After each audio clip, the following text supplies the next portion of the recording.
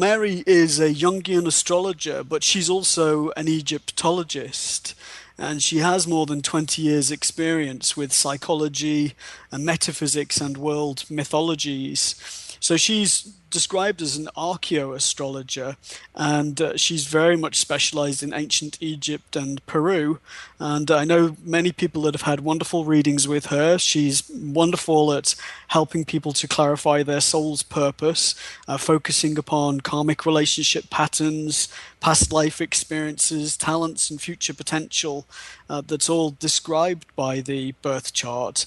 And, really combining astrological vision and intuitive guidance, she really helps people to engage in personal transformation. She's lived and worked in Egypt, where she received her degree in Egyptology, and she leads incredibly interesting trips to Egypt and Peru.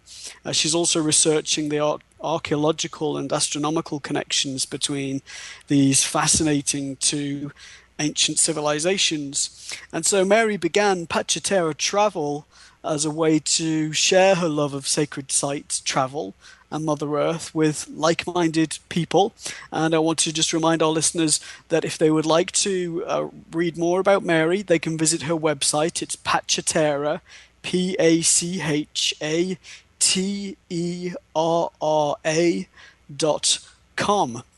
Well, Mary, welcome to the show. Well, hello, Steve, and thank you, my esteemed friend and colleague and fellow astrologer. How are you? I'm doing well, Mary. I'm excited to have you on the show, and particularly before you embark upon your next incredible trip to Egypt. And I wanted to mention that to our listeners to begin with, Mary, because I know that you lead these incredible and magical tours to Egypt. Can you tell us just briefly about your next trip, which is available to people that are interested so they can go on this trip if they want to? Tell us a little bit about what you have planned. Well, yes, of course. Thank you, Steve. And just as a quick addendum, I will be in your neck of the woods also, in Nashville and Knoxville over the next week or two. So hopefully I'll get to see you and talk to some more people up there. What I'm doing with the November 2014 trip is actually doing an immersion, so that we're going deeply into the spiritual as well as the archaeology aspects of ancient Egypt. And I've amended the normal 14-day tour with a cruise and everything so that people can actually come and spend a full 9 days just in Luxor and Abydos, because I've had a lot of special requests for that over the past few years. And this is a great time to be in Egypt for two reasons. One, there's no crowds. It's, the tourism is low, which is, not great for the Egyptian side of things, but for us who want to do work specifically in certain sites and temples, it's pretty much wide open right now. And also, due to the same factor as it is not being overrun with tourists, there's a reduced cost aspect, which makes it very attractive to most people right now. So, getting that little blurb out of the way, what we're doing in this particular trip is going for 11/11. We'll be in Cairo at the Sphinx and the Pyramids for November the 11th, and then we're moving on to Luxor and Abydos and doing a full I call it the immersion journey. Some people call it initiation. To me, it's an immersion because we really are deeply part of the matrix of ancient Egypt, as well as focused on the culture and the aspects of what's going on in terms of how the people live. And it's a cultural, we live on the West Bank and we stay and go back and forth between the East Bank and the West Bank of the Nile. I have a house there, so people get to actually use that space as meditation with the Blue Lotus. So it's kind of a multi-dimensional, faceted tour, and really people want more information, they could go to my website, as you said, at pachitera.com, or they can just email me, Mary Lomando, and they can find everything they need to know. But I really do feel that Egypt right now is going through a transformational process, not just on the physical level, but there's a whole new grid. There's an etheric grid that's awakening, and that has been going on since the end of 2012. But as we're moving forward with all of these, as you know, as an astrologer, all of these grand trines and squares and amazing galactic alignments, what we're doing is we're actually pulling through more and more of the starry lineage that belongs to Egypt and awakening that thread in us as humans. So it's just, and it's fun, to state the obvious. Sounds incredible. Well, Mary, you mentioned the Blue Lotus, and I know that you are the person that reintroduced the Blue Lotus. So you actually are growing the Blue Lotus again in Egypt, which is incredible in itself. But can I ask you to explain to our listeners what the Blue Lotus symbolizes for Egypt and for all of us?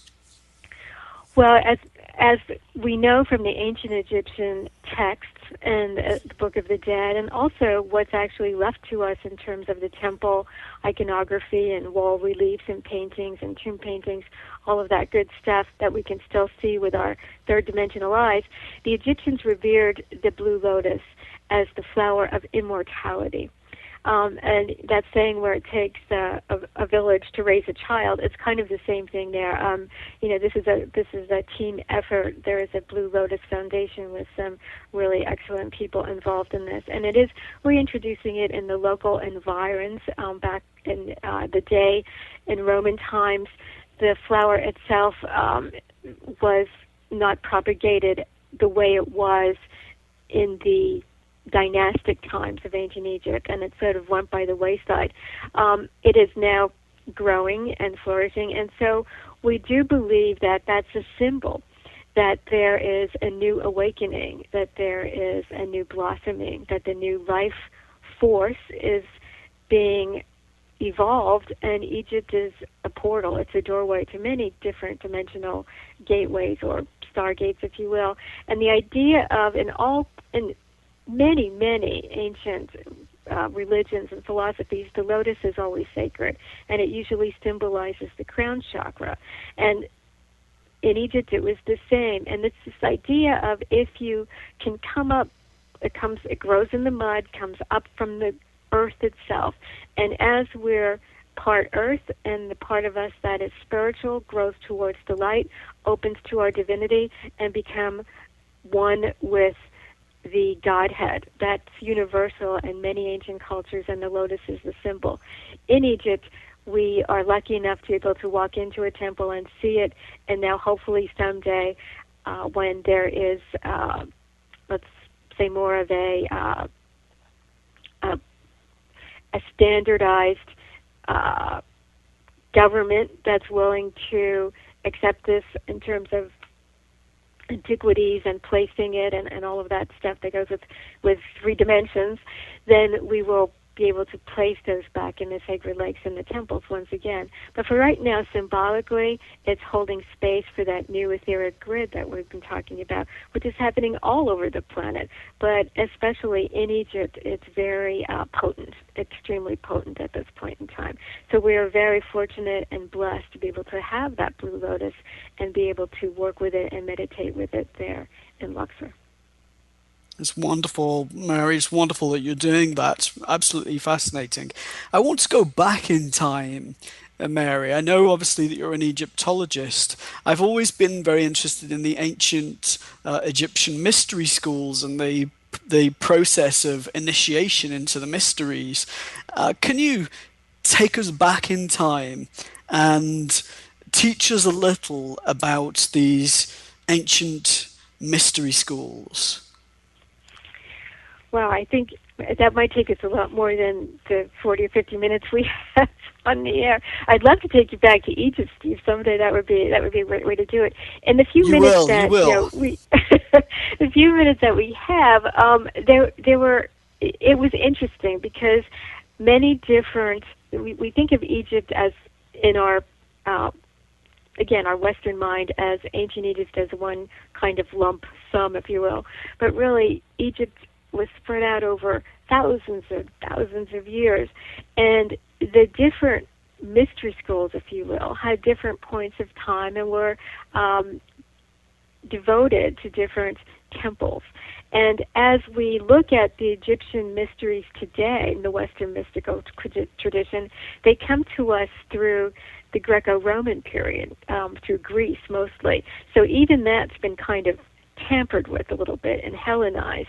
The ancient Egyptian mysteries, as the Egyptians knew it, probably come to us through Atlantis. And as we know, these epochs that we talk about are so far back in time that there really is no written documentation of this, and there's a lot of channeled information, there's a lot of esoteric information, but the idea of what a particular initiation was, no one really knows. I would assume that the closest we would get to it, even after years of study, is knowing that at some point that the initiates did go into the Great Pyramid of Giza, and that was considered very important in terms of overcoming death and becoming this idea of an immortal, light-bodied being. We see remnants of this even into Christian times when we talk about the resurrection of Jesus the Christ. There are so many parallels with the ancient Egyptian mystery schools and early Gnosticism and Christianity that we could go on and on just talking about that. But the idea, the most important thing in ancient Egypt was this idea of the raw material, if you will, of the human. Let's call it that lotus seed in the mud. It's this idea of you come and you grow and you evolve, and through a transformational process of spending many years attached to a particular temple or a particular deity with a masterful teacher who showed you the way and guided you through the ranks, through sheer self-discipline and trial and error and the willingness of the spirit and the heart to open, something flowered, something woke up, and that was the individual coming forth into the light.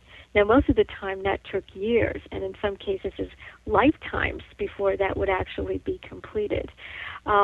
Again, one of the things that's very interesting about being able to physically go into Egypt is usually an individual can somehow access past life information and individually retrace their steps. I call it opening the Hall of Records. I mean, most of us have past life remembrances or we've been through regressions, and so we've kind of put together our own story in terms of past lives by the time we get to this stage of the game, because I'm sure most of your listeners are pretty well are familiar with metaphysical principles and different readings and past life information and so forth. So this idea is we're looking at two things. One is that the ancient Egyptians had a very prescribed method of doing it, very sacred, very hierarchical. It's like there was stages, and we see that even now in modern day Freemasonry. You don't go from stage 0 to 33. There are ways and means and ranks and initiations to pass to get to those. Now, in our modern, everyday spiritual world, we don't have many of us, I should say. There are a few who do have the prescribed ranks and the rituals and the initiations depending on the orders that they belong to. But for most mainstream people, we are going by this really pretty much on our own steam. And so the best guide is to keep an open heart and to just really follow your intuition and to see where your interest lies in terms of a pathway. And if people are interested in ancient Egypt, there are many books written and so many different ways to go. I have a lot of students who find that they become interested in ancient Egypt and the magical initiation world through the goddess Isis and through reading books by Dion Fortune or getting into it through alchemy or astrology. Everyone's path is different, but one of the things I like to say to students when they start is that pretty much anything that you're studying in the Western magical tradition comes from ancient Egypt. Interesting. It's very, very interesting. I want to ask you, Mary, about the library in Alexandria.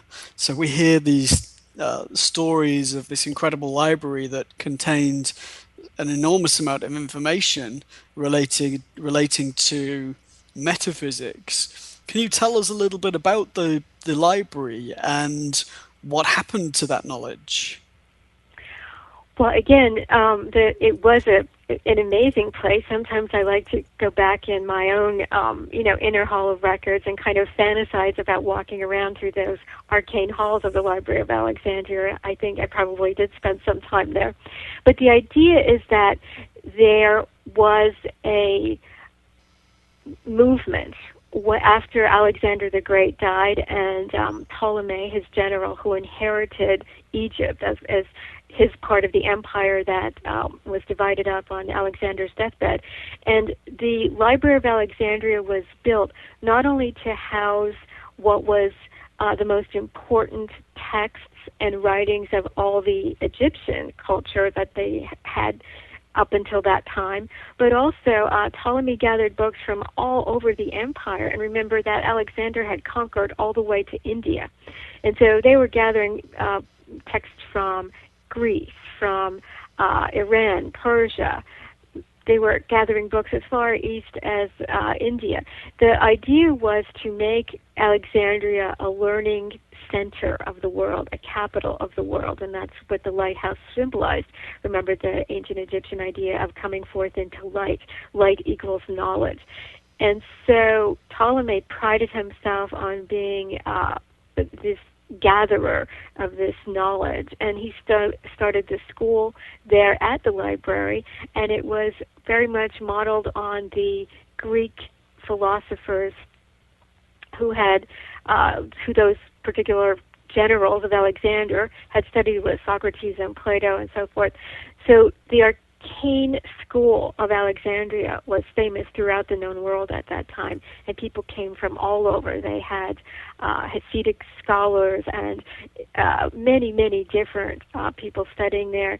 And the idea was it was an ecumenical council of people. It just wasn't one nationality or one brand of knowledge. It was universal. And that continued all through the time of Cleopatra. Cleopatra was the seventh Cleopatra, and her ancestry goes way back to Ptolemy I with the founding of the city of Alexandria. So we're looking at literary heritage that was esoteric, spiritual, and historical all at the same time. And the closest we would probably come to it today would either be the Vatican Library or the Library of Congress in Washington, D.C. But it was vast, and it was a huge academia, universal light. There were many reasons why it was not allowed to continue on after a certain period of time. There was major rifts between the Christians and the Platonic scholars in Alexandria, and mainly the Christians were not really, they believed that the library was a pagan institution and shouldn't be allowed to exist. And so the scholars were persecuted, in particular Hypatia, who was a very renowned woman scholar, astronomer, and scientist of the time, was put to death very brutally. And so little by little, the door closed. Always in great periods of enlightenment, there's a huge window that opens so that humanity can make that leap, much like the window that's open right now in the 21st century of humankind. But what happens is that the shadow comes in, and it is all about ignorance and fanaticism and making their way the only way. And unfortunately, the Great Library of Alexandria did not survive what happened during the changeover from the time of, we call it the procession of the equinoxes, from the age of Aries into the age of Pisces. Now, they say during the time of Cleopatra, Julius Caesar had some naval battle going on in the port there, and that some of the library caught fire and burned. But the idea was that it wasn't all systematically wiped out in one fell swoop. It took time for it to degenerate in a sense, where it wasn't actually the texts that were burned and destroyed. It was the scholars that had to go underground and had to take their teachings elsewhere. Nowadays, about 4 or 5 years ago, the government of Egypt built the Antiquities Department under the auspices of Dr. Zahi Hawass, built an amazingly beautiful new library, pretty much devoted to the same principles. But unfortunately, the revolution in 2011 kind of put a lid on some of it. We're, always looking optimistically at the future, and where that library once stood, the new library stands again. So again, that is a very hopeful sign for the future. Mary, for those of our listeners that like to read, that like to research and delve into these fascinating sources of information, what's the closest we can get nowadays to the kind of material that would have been available or stored in the library in Alexandria? Do you have any recommendations for us? Well, I think, I'm a little prejudiced in this. I say go back to the classics and read the authors that were writing about this when Egypt was new. People like Wallace Budge, and there are that beautiful book by Doreo called The Emerald Tablets of Thoth, if you want an idea of how the ancient Egyptians and dynastic Alexandrians actually taught. They taught in parables with some very unique language. Another book that I always like to go back to, which is kind of like my textbook for all things, is called The Secret Teachings of All Ages by Manly Hall. Now, when we talk to you must know that book as well, Steve. What an amazing man! What an amazing man! He's one of those people that you would choose, isn't he? That if you really could have dinner with somebody that's no longer here, he's one of those people that would be high on the list. Exactly. And as people are getting into their own research, it's like if you pick out someone like that and then you look at someone who's classic and noteworthy for the work and the research that they did, then there's a long list of footnotes and collaborators, and you can index all that from reading one book. You can find out where your interest lies. I'm pretty much of that Alexandrian method of teaching. I don't really like to tell people too much about what to do, but the idea is there if you're looking for something. That's part of your quest. That's part of the initiation, is to follow your path. But in modern day, writers who are excellent in terms of piecing together some of these ancient wisdoms are people like John Anthony West, who's brilliant and written all about the sacred science of ancient Egypt, the symbolist theory.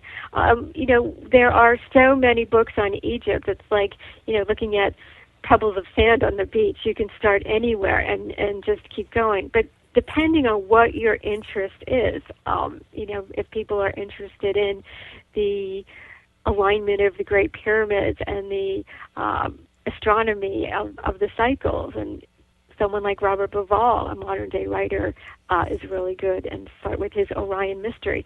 There's many, many places to look for information on Egypt. The idea of and you probably know more about this than I do, researching the alchemical side of Egypt, you want to look into the Gnostic writers and some of the more Platonic Greek writers, and some of that takes you into books written in the Middle Ages. So it depends on how intense somebody's research nose is and how deep they want to go with it. But I'm happy to, again, if anybody emails me or finds me on Facebook or goes to my website, I'm happy to answer any and all questions pertaining to book lists about Egypt and all kinds of things. Usually if I'm teaching a class, it takes about a week to assemble a bibliography because there's just so many fascinating books about Egypt. Amazing place, incredible place. Well, tell us, Mary, how does Thoth fit into all of this? We hear the name Thoth so frequently. Where does Thoth fit in? Who is Thoth? Well, Thoth is the Egyptian god of wisdom, writing, and all things magical in terms of written work. So when we think of the hieroglyphs, we think of on one level, a very third-dimensional notation of characters denoting Egyptian ideas, like we have letters in an alphabet. On another level, the idea of the ancient Egyptian hieroglyphs is that they're awakening something in the human mind, and as you perceive these forms, and they take you into, it's like having a code to take you into other levels of experience. And sometimes I've seen people stand in front of the hieroglyphs in Egypt, either on an obelisk or a wall or something, and get totally mesmerized. Thoth is the one who is purported to be the inventor of that language. Now, Thoth, as an ancient Egyptian archetypal netter or god, is also associated with astrology. He's associated with numbers, anything that comes along the science of mathematics. He's the be-all, end-all of all knowledge and wisdom in ancient Egypt. Some people believe that Thoth was a real being, that he actually was a physical incarnation on the planet who had come from Atlantis, and that he was, it comes to us as kind of a legend that he was instrumental in bringing a codified field of literature, language, and learning into Egypt from the civilization of Atlantis. Now, you can look at it that way. Some people think that Thoth is a being from another planet.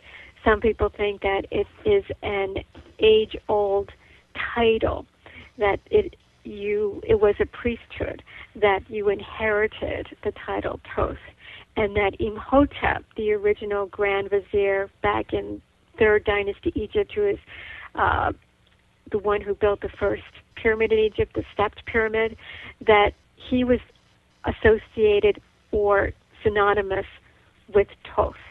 Now, we can look at this many different ways. That's the great thing about Egypt. Everywhere you look in Egypt, there is a mystery. It's like, there's no stone unturned when it comes to finding mysteries.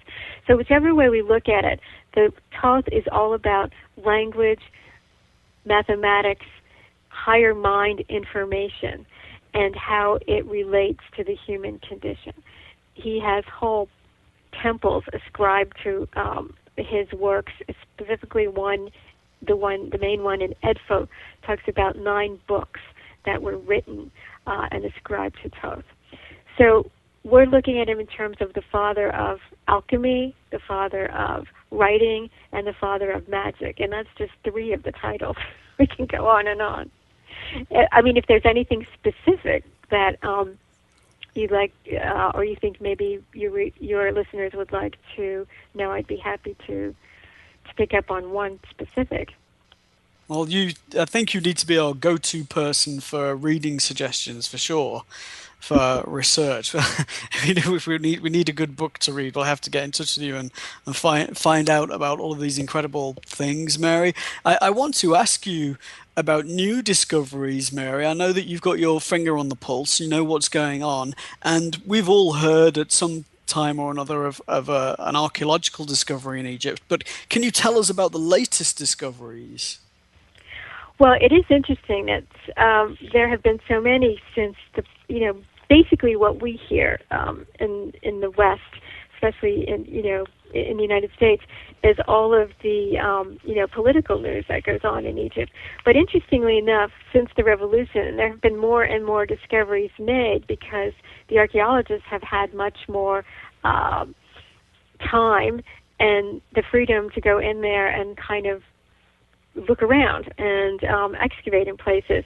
There have been, especially in Abydos, entirely amazing discoveries going on. In fact, this year, they found a whole new pharaonic dynasty that they weren't sure even existed, and it's now confirmed.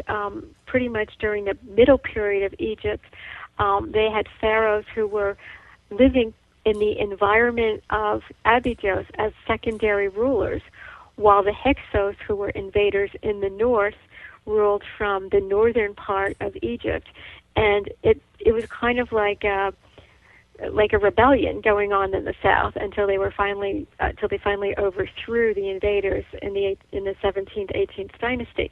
However, this dynasty in Abydos that was just found is considered second intermediate, which is like 15th dynasty, and no one really knew who these pharaohs were. And suddenly, a few months ago, the University of Pennsylvania, I believe, started to excavate tombs where they re-excavate, where they knew who was buried, and they found some subsidiary tombs where they had never had any idea at all for burials. So it was really exciting on that level. Also, there are places on the West Bank that were excavated many years ago and then kind of, written up, and the archaeologists moved on. Now they're finding that underneath some of those tombs, especially the 18th dynasty tombs connected to the reigns of Hatshepsut and Thutmose III, they are finding tombs below those tombs that are, actually containing grave goods and mummies and things that haven't been seen in Egypt in a long time. So if you're interested in archaeology, it's extremely fascinating. Where my house is, I live pretty much on the West Bank in Luxor, close to all of the archaeological excavations going on, and within a stone's throw, there's like 4 or 5 concessions, and as you walk down the street going to the grocery store, you can see people digging and working and, finding stuff. It's incredible. It reminds me of the old days when Carter was in Egypt, and people were just all over the West Bank doing lots of things, excavation-wise, where for many years the excavations were pretty rigidly controlled, so there wasn't a lot of overt activity. But the past 2 summers, there have been a lot of archaeologists, especially American and Spanish, just really retooling the whole place, and they found some very interesting stuff. A couple of months ago, we saw in on the internet and in the certain archaeology magazines the huge statues that were found, which were colossi, and they have now erected them, and they're standing, in right there on the West Bank where they found them. Wow. So the whole place is kind of like an open-air museum right now. Wow, well, that sounds magical. Well, Mary, we're going to take a short commercial break just for a moment, and then we will come back and we'll be asking you more questions. A new era in psychic services has begun. PsychicAccess.com. You can connect with our psychic advisors by telephone or chat 24 hours a day, 7 days a week. All of our psychic advisors are interviewed, fully verified and accuracy tested, assuring you quality service. We're living in some very troubled times right now. More and more, the world's problems are affecting us on a personal level. You don't have to deal with this alone. Our highly accurate psychics, caring advisors and talented mediums can help with situations you are currently experiencing and can let you know what the future may hold for you. All new customers get a free 6-minute reading. All you have to do is register. Why not visit us now and get a free reading at PsychicAccess.com. Well, Mary, I'm really enjoying the interview. You're extremely knowledgeable. I guess we would need a year with you really to just start to scratch the surface of your knowledge. And the trip to Egypt sounds absolutely fascinating. So I'll ask you a little bit more about that before we end the interview later on. But I do want to ask you about Sashata. You mentioned Sashata in an email to me, and I haven't heard of her. So I was interested to ask you if you could explain to us who Sashata is and why she's important. Yes, well, fantastic, Steve. And I'm so glad you brought her up because she's actually the consort, the female counterpart of the god Thoth. So as we have Thoth as the god of letters and magic and science, we have Sashada as the feminine counterpart, and she's called the mistress of the Hall of Records. And her specific task is she aligns the architectural guidelines when there is a temple to be erected.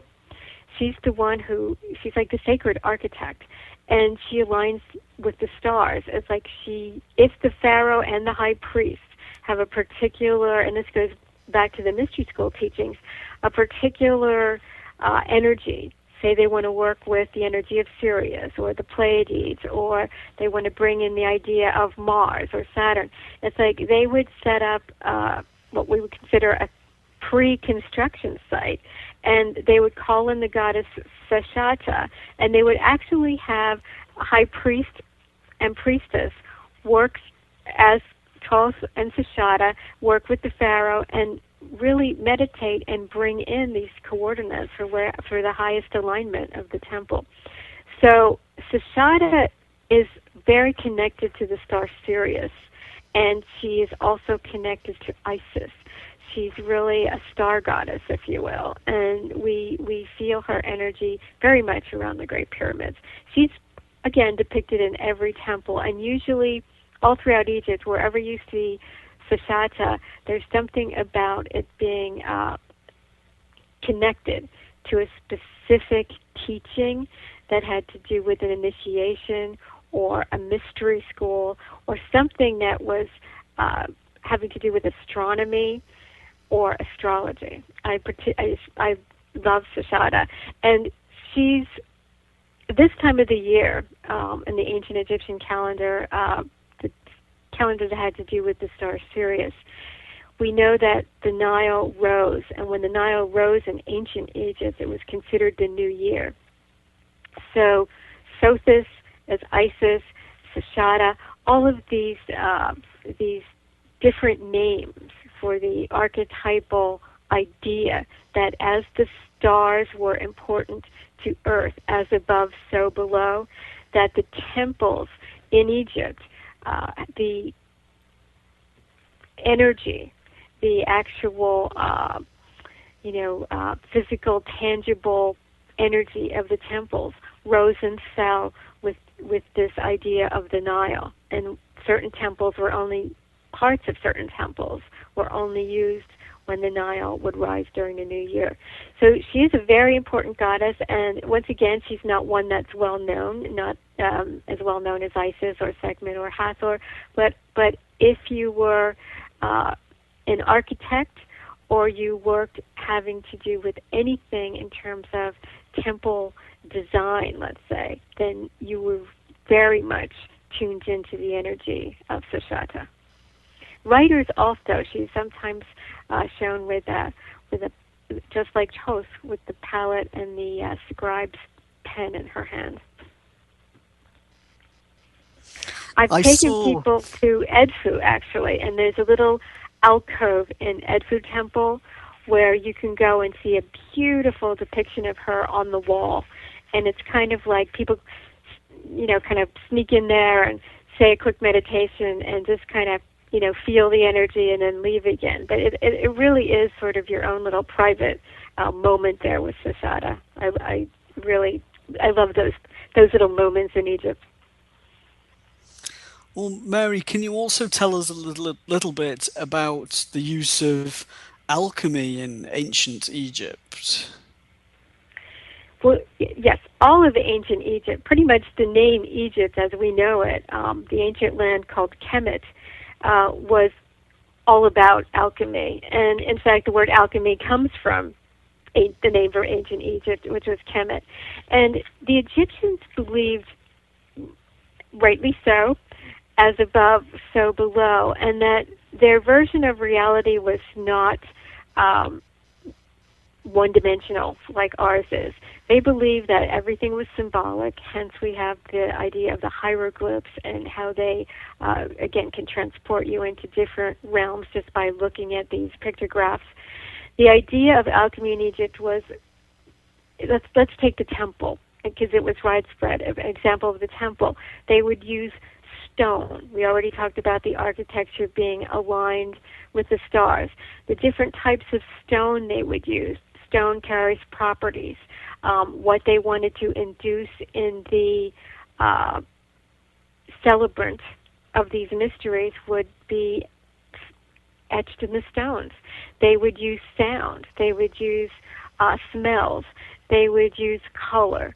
We think of ancient Egypt as kind of like the sandstone color of the temples, which it is now after thousands and thousands of years, but everything was colored and painted. The actual temples were brilliant colored. Nothing was sandstone like it is today. They were all painted. So we're looking at the beginnings of what we consider magic or alchemy and the healing process and all of that. It came from a very high level. They're talking about the transmutation of matter. Their alchemy is actually physics. What we get, if you watch the Mummy movie on TV or something today, what we get is like spells and mummies and potions. And, that was such a degraded, that was like way into the Roman times of what became degraded of the ancient Egyptian alchemy.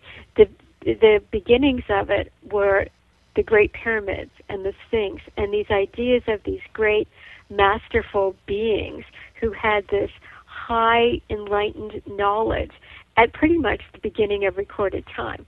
Where did that come from, and how did they get it? Once again, that's one of the major mysteries of Egypt. Whether you look at it as,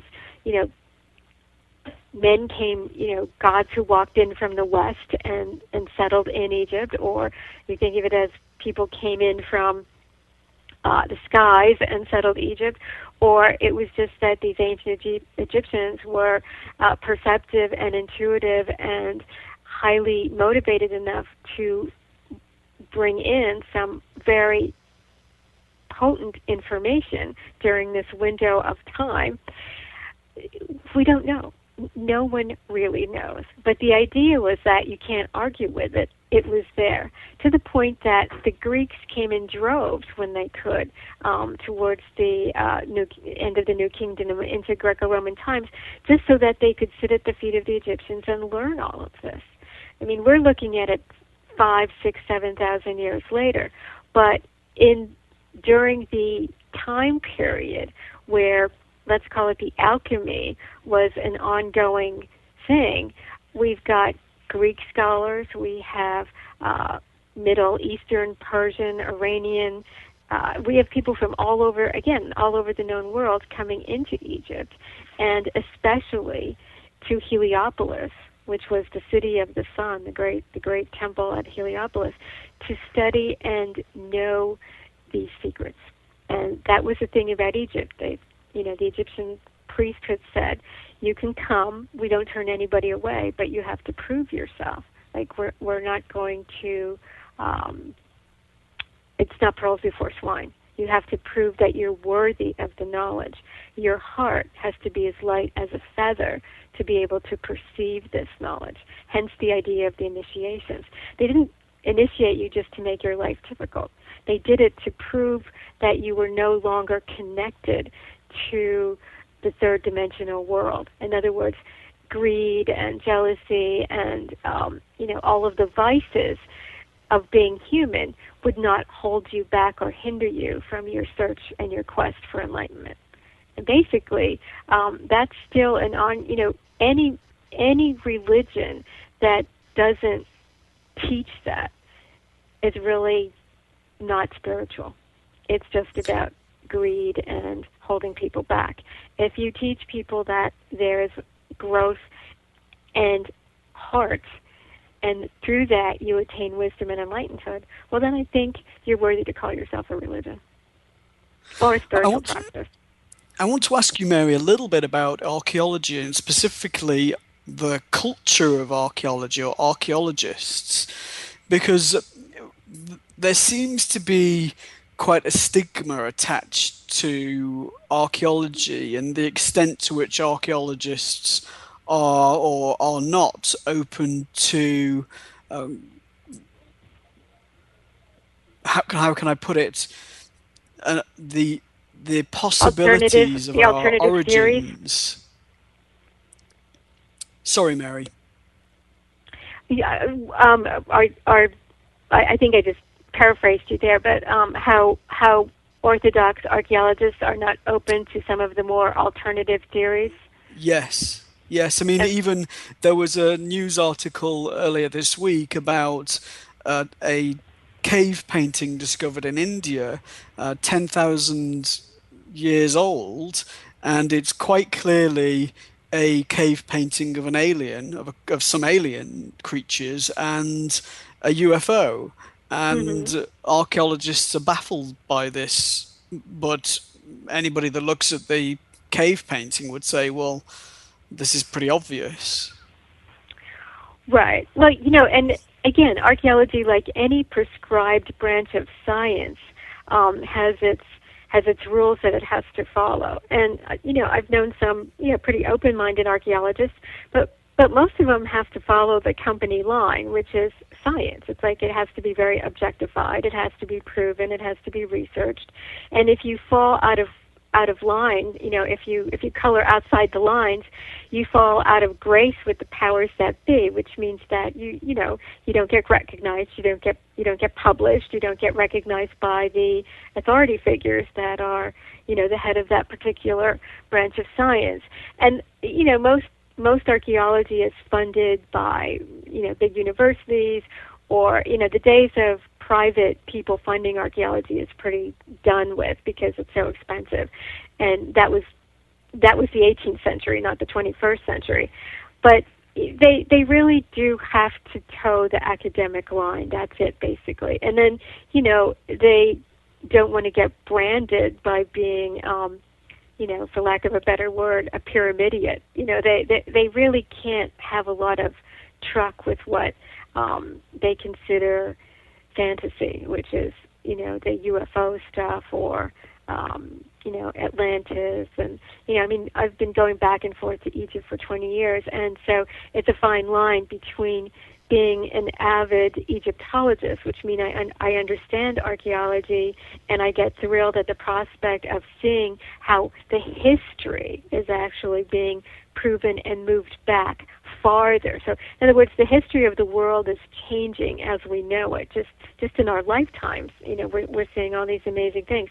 Now, the sad thing about science is that it takes them ages to catch up with all of that. So in other words, things are being discovered, and if you put two and two together, you can kind of say, oh yeah, great, cave painting.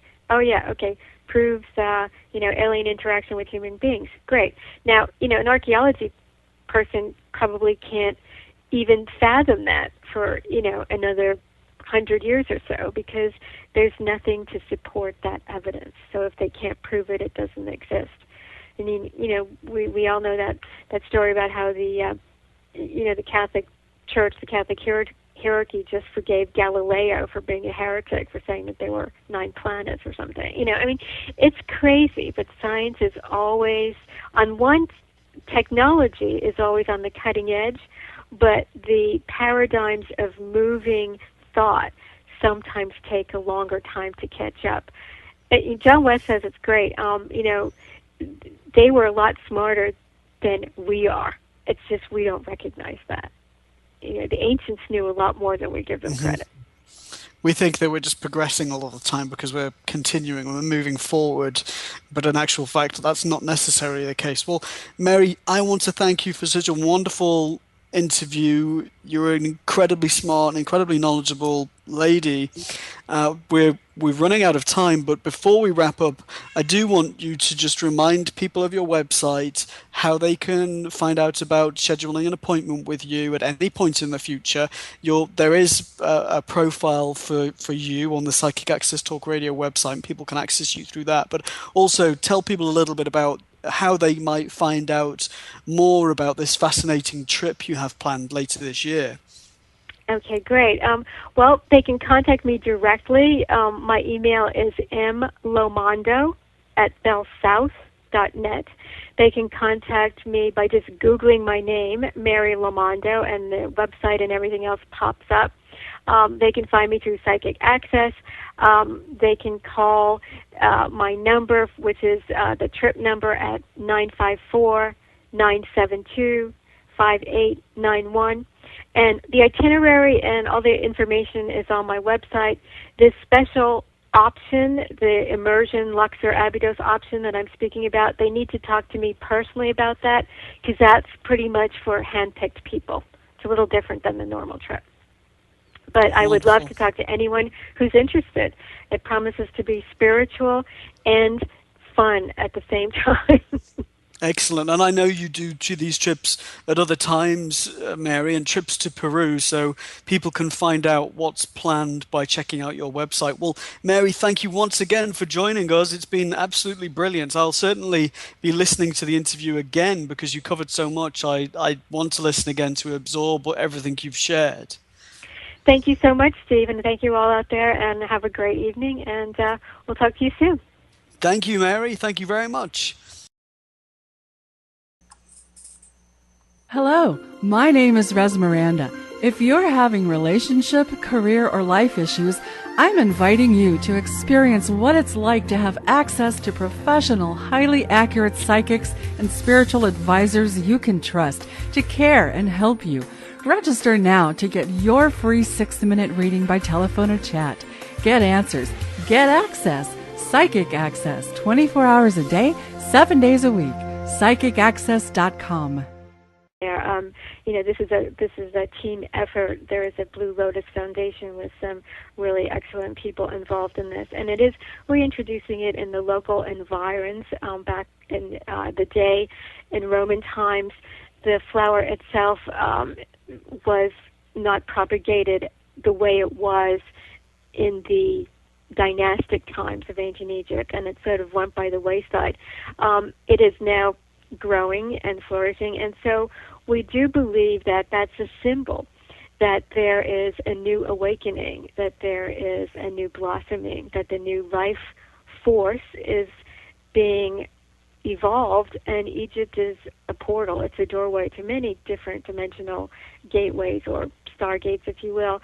And the idea of, in many ancient religions and philosophies, the lotus is always sacred, and it usually symbolizes the crown chakra.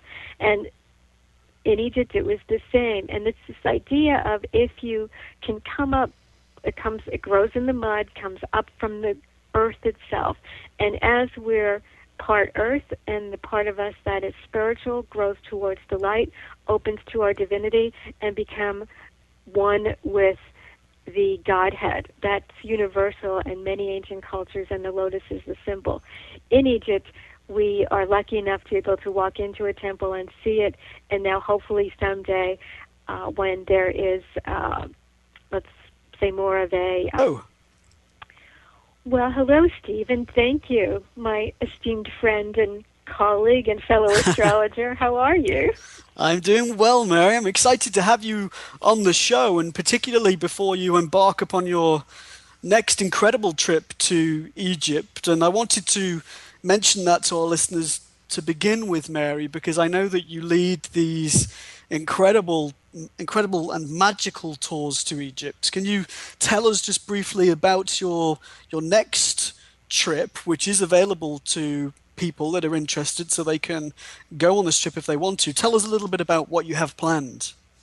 Well, yes, of course. Thank you, Steve. And just as a quick addendum, I will be in your neck of the woods also, in Nashville and Knoxville over the next week or two. So hopefully I'll get to see you and talk to some more people up there.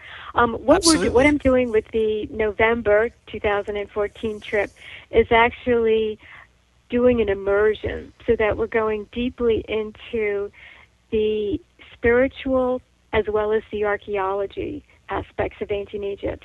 And I've amended the normal 14-day tour with a cruise and everything, so that people can actually come and spend a full 9 days just in Luxor and Abydos, because I've had a lot of special requests for that over the past few years. And this is a great time to be in Egypt for two reasons. One, there's no crowds. It's, the tourism is low, which is, do feel that Egypt right now is going through a transformational process, not just on the physical level, but there's a whole new grid. There's an etheric grid that's awakening, and that has been going on since the end of 2012.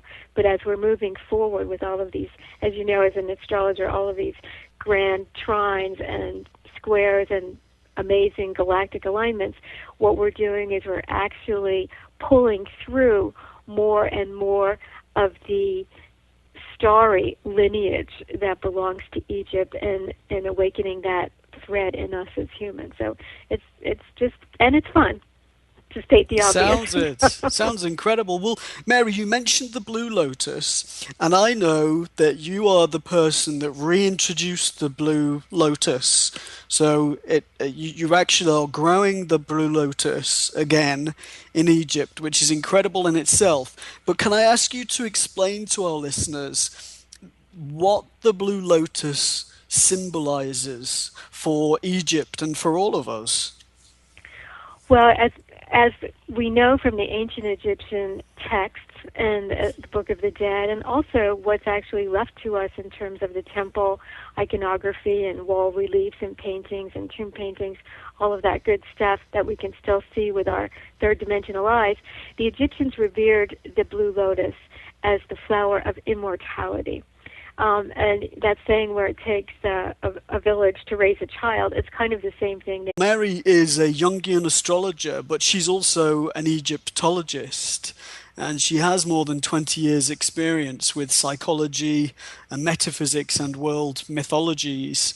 So she's described as an archaeo-astrologer, and she's very much specialized in ancient Egypt and Peru. And I know many people that have had wonderful readings with her. She's wonderful at helping people to clarify their soul's purpose, focusing upon karmic relationship patterns, past life experiences, talents, and future potential that's all described by the birth chart. And, really combining astrological vision and intuitive guidance, she really helps people to engage in personal transformation. She's lived and worked in Egypt, where she received her degree in Egyptology, and she leads incredibly interesting trips to Egypt and Peru. She's also researching the archaeological and astronomical connections between these fascinating two ancient civilizations. And so Mary began Pachatera Travel as a way to share her love of sacred sites, travel, and Mother Earth with like-minded people. And I want to just remind our listeners that if they would like to read more about Mary, they can visit her website. It's Pachatera, PACHATERRA.com. Well, Mary, welcome to the show. Not great for the Egyptian side of things, but for us who want to do work specifically in certain sites and temples, it's pretty much wide open right now. And also, due to the same factor as it is not being overrun with tourists, there's a reduced cost aspect, which makes it very attractive to most people right now. So, getting that little blurb out of the way, what we're doing in this particular trip is going for 11/11. We'll be in Cairo at the Sphinx and the Pyramids for November the 11th, and then we're moving on to Luxor and Abydos and doing a full, I call it the immersion journey. Some people call it initiation. To me, it's an immersion because we really are deeply part of the matrix of ancient Egypt, as well as focused on the culture and the aspects of what's going on in terms of how the people live, and it's a cultural, we live on the West Bank, and we stay and go back and forth between the East Bank and the West Bank of the Nile. I have a house there, so people get to actually use that space as meditation with the Blue Lotus. So it's kind of a multi-dimensional, faceted tour, and really people want more information, they could go to my website, as you said, at pachaterra.com, or they can just email me, Mary Lomando, and they can find out everything they need to know. But I really